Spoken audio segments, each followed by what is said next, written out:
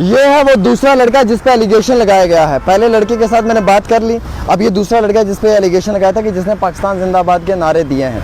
अब हम इनसे तफसीलाती तौर पर समझने की कोशिश करेंगे रियलिटी क्या है। आपका क्या नाम है? मेरा नाम मोहम्मद तैयब मुगल।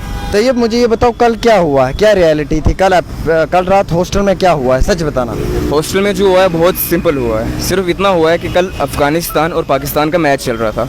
हम 5 दोस्त जो थे वो रूम में बैठ के मैच देख रहे थे। जब हम मैच देख रहे थे तब हुआ ये कि हमारे 2 दोस्तों में शर्त लगी। एक ने बोला कि अगर पाकिस्तान जीती तो मैं तेरे पे पानी फेंकूंगा। एक ने बोला अगर अफ़गानिस्तान जीती तो मैं तेरे पे पानी फेंकूंगा। मतलब सिंपली एक स्टूपिड सा फन एक्टिविटी हम कर रहे थे जो हर कोई करता है। जब हम वो कर रहे थे तो पाकिस्तान जीती। जैसे ही पाकिस्तान जीती तो हमने क्या किया, हमने उस पर पानी डालना स्टार्ट किया। किस पे? जो हमारा फ्रेंड था। जैसे ही हमने उस पर पानी डालना स्टार्ट किया तो जाहिर सी बात है उस वक्त माहौल ऐसा था, हम चिल्लाने लग गए। वो जैसे हम होता है जैसे नॉर्मल एक फन एक्टिविटी चल रही है तो हम वहाँ चिल्लाने लग गए। जब हम चिल्लाने लग गए तो बस उसके बाद हम बैठ गए। तो मैं बाथरूम की तरफ जा रहा था। मैंने रूम खोला तो रूम के बाहर मुझे शायद 20 के आसपास लड़के थे जो वहाँ रूम के बाहर खड़े थे। ठीक है, तो मुझे पता था वो क्यों आए, लेकिन मैंने उनको इग्नोर करने के लिए मैं बाथरूम की तरफ जाने लग गया।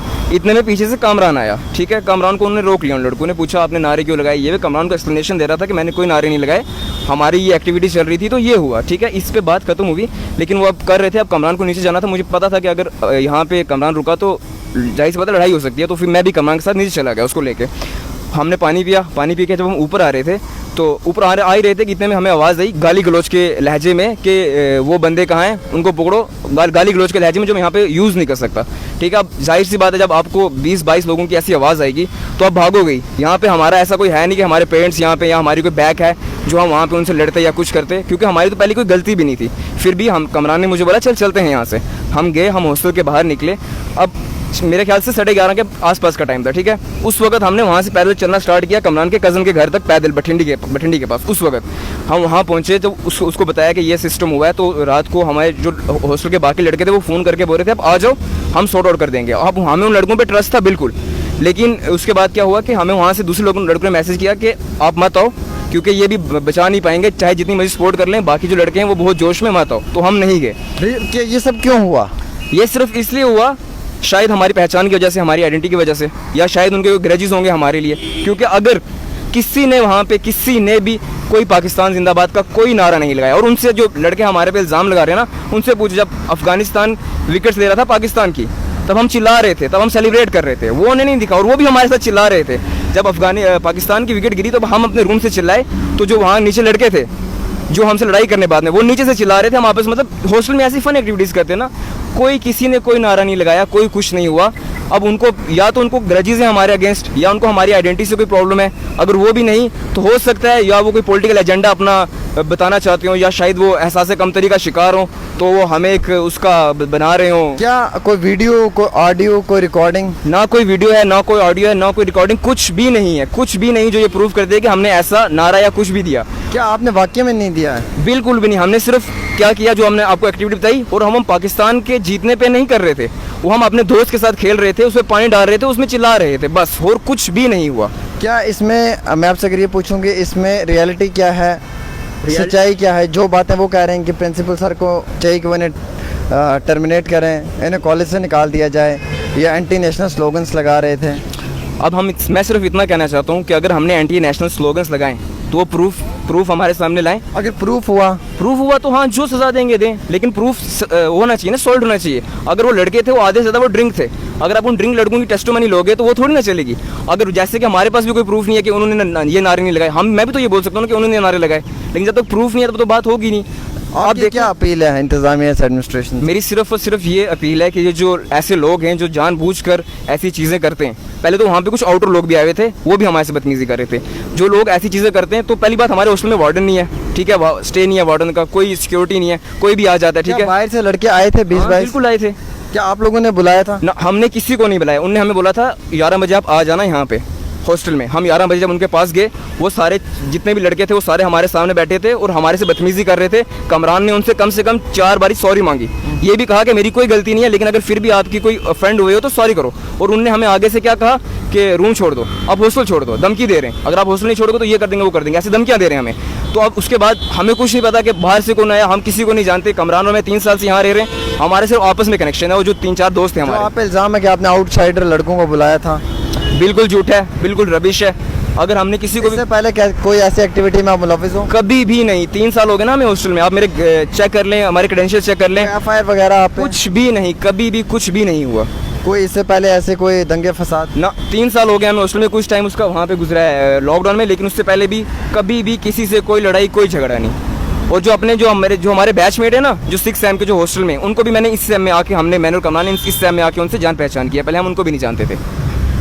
कोई मतलब इसमें रियलिटी क्या है? रियलिटी बस ये है कि वो झूठ पेश कर रहे हैं, वो झूठ को बड़ा चढ़ा के बता रहे हैं, क्योंकि ये है ना कि आप झूठ को जितना बड़ा चढ़ा के बताओगे लोगों को लगेगा वो सच है। अब वो हमारा कैरेक्टर असैसिनेशन कर रहे हैं, शायद उनको कोई ग्रज है, मेरे को तो ये लगता है शायद उनको हमसे कोई ग्रज है या हमारी आपका उनके साथ पंगा वगैरह कोई दंगा? कभी भी नहीं। जो हमारे बैचमेट है ना 6 सेम के और जो पीजी वाले स्टूडेंट हैं, उनमें से किसी ने कुछ नहीं बोला। ये जो जूनियर्स आए ने, इन्होंने हमारे साथ ये बात करी है और इसका कोई प्रूफ है ही नहीं। कोई क्लैशेस वगैरह आपस में कभी भी कोई क्लैश नहीं हुआ। तो कल जो ये सब हुआ उसके बाद आप हॉस्टल से फरार हो गए थे, तो क्या करते आप खुद देखो ना। हम जब आप ये सुनोगे कि 22-23 लोग ये बोल रहे हैं कि उन लड़कों को पकड़ो, उनको मारो, गाली गलौज कर रहे हैं, तो हमें भागना ही पड़ेगा। अगर हम उस वक्त आ जाते ना, बच्चे हमें बोल रहे थे आपने अच्छा किया नहीं है, अगर आप आ जाते तो शायद एक जम्मू कश्मीर में भी आप दोनों पहले लिंचिंग केस होते। अब आपकी क्या डिमांड है एडमिनिस्ट्रेशन से? एडमिनिस्ट्रेशन से हमारी सिर्फ ये डिमांड है कि वो फेयर प्ले करें। ये जो कुछ भी ये जोशीले लोग जो भी बोल रहे हैं उस पर यकीन ना करें, वो फैक्ट्स पे यकीन करें। पॉलिटिकल एजेंडा जो उनका जो भी क्लैश हुआ बाहर, उससे हमारा कोई लेना देना नहीं। हमारा लेना देना लड़ाई हुई थी, मारपीट हुई थी, लेकिन उससे हमारा कोई लेना देना नहीं। जब लड़ाई हो रही थी तब हम जानते भी नहीं किस ग्रुप की लड़ाई हुई है, हम जानते ही नहीं यार। हमने उनको पहली बार देखा जो लड़के वहाँ थे। लड़ाई क्यों हुई थी उन दोनों कुछ पता नहीं, वो आपस में कोई बात कर रहे थे, एक लड़के ने दूसरे लड़के को कुछ बोला, उनकी लड़ाई होगी और हम कुछ जानते नहीं। लड़ाई की टाइमिंग क्या थी? लड़ाई की टाइमिंग थी जब मैं और कमरान हम प्रिंसिपल सर से बात कर रहे थे। तो लड़ाई तो प्रिंसिपल सर के सामने हुई है। दिन में? हाँ, दिन में। आज दिन में? हाँ, आज दिन में। उसके बाद हम प्रिंसिपल सर के पास गए, हमने प्रिंसिपल सर को अपनी साइड्स रखी। हमारे जो बाकी जो फ्रेंड्स थे हॉस्टल के, जो हमारे बैचमेट, वो भी आए, उन्होंने भी बोला। ये लड़ाई ग्राउंड में हुई है? हाँ, ग्राउंड में। ये 2 पार्टियों के बीच में हुई? वो मुझे नहीं पता 2 पार्टी थे कि आपको कोई वहाँ पे सपोर्ट करने के लिए आया था? ना, हमारे को सपोर्ट करने के लिए, भाई देखो हम जब वहाँ थे वो हमसे बदतमीजी कर रहे थे। अचानक से कोई बात से लड़के आए, उनका कोई आपस में मसला था, मुझे लग रहा था कोई आपस में कोई मसला था, उनका जो पॉलिटिकल एजेंडा था वो आपस में बात कर रहे थे, चले गए। हमारे से कोई किसी ने कुछ नहीं किया, क्योंकि उसके बाद हम हॉस्टल में भी नहीं जा सके। आपको पता है कल रात हम 12 बजे निकला था, 12 बजे से लेकर अभी तक मैं सोया नहीं हूँ।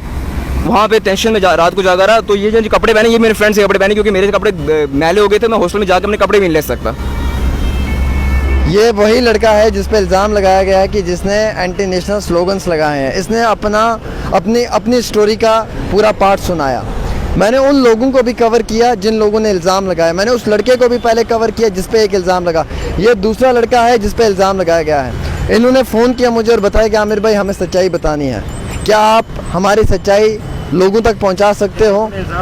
जिन लोगों ने हम पे ये एलिगेशन लगाया, हमें ये एलिगेशन का रिप्लाई देना है। तो मैंने मुनासिब जाना कि मैं इनकी जो बात है वो भी सामने रखूं, क्योंकि एक स्टोरी के 2 हिस्से होते हैं, एक तो उनका हिस्सा था, एक इनका हिस्सा था। अब डिसाइड इसमें पब्लिक ने और इसमें एडमिनिस्ट्रेशन ने करना है, क्या ये सच कह रहे हैं या झूठ कह रहे हैं। अगर कोई गलती की है इन्होंने तो इनको सज़ा मिलनी चाहिए। मैं तो ये कहता हूँ कि इनको शरेआम सज़ा दी जाए अगर इन लोगों ने गलत किया है। और अगर ये गलत नहीं है और अगर ये इस चीज़ में मुलविस नहीं है तो इसमें एक फेयर इंक्वायरी के साथ इन लोगों को जो है वो आगे भी इसी तरीके से स्टडी का मौका दिया जाए और ये अपनी तालीम को आगे भी बरकरार रख पाएँ। और जो भी लोग इसमें मुलविस हैं इस पूरे एपिसोड में, उन सब लोगों के ख़िलाफ़ जो है ये चाहते हैं कि एक इन्वेस्टिगेशन होनी चाहिए और प्रॉपर तरीके से इन्वेस्टिगेशन होनी चाहिए। दूध का दूध, पानी का पानी जो है वो सामने निकल कर आ जाएगा। जो मुलविस होगा, जो मुल्ज़िम होगा, उस पर कार्रवाई होगी, जो निर्दोष होगा वो रिहा होगा। फिलहाल एक छोटी सी पेशकश आमिर सुहेल के साथ। अगर आपका सपना कोई सरकारी नौकरी का है और अभी तक नहीं हुआ है सफल, तो देर किस बात की, आज ही ज्वाइन करें कैरियर अड्डा जम्मू कश्मीर का एक ऐसा इंस्टीट्यूट जो बच्चों के उज्जवल भविष्य के लिए लगातार फ्री कोचिंग मुहैया करवा रहे हैं। JKSSB, panchayat secretary, SSC, banking और अन्य गवर्नमेंट जॉब एग्जाम्स के लिए हर सोमवार को नए बैचेस शुरू होते हैं। पिछले 4 साल में लगभग 2000 से ज्यादा बच्चे अपने सपनों को पूरा कर चुके हैं। अगर आपका भी सपना है सरकारी नौकरी का, तो हमारा पता है career Adda Jammu, Gurudwara road, opposite doctor Dara Singh clinic, Rehari Chungi, Jammu.